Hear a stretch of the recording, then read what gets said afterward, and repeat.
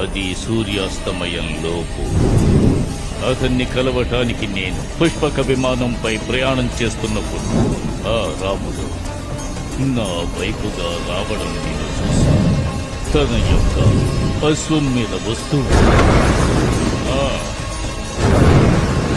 సమబుద్ధి అయిన శత్రువుతో తలపడ్డంలో ఒక సంతోషం ఉంది. పులిలాంటి నా శక్తి, గద్దలాంటి అతని వేగం.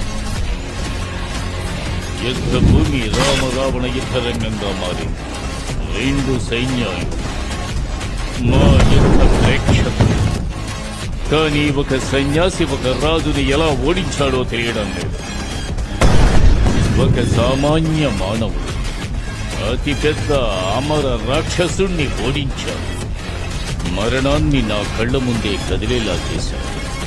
అప్పుడే సూర్యాస్తమయంలో శంఖారావం మొదలైంది. అతను యుద్ధ నీతిని అవలంబించాడు. ఆ వనవాసి రాముడి ధర్మం నా ప్రాణం పోకుండా కాపాడింది.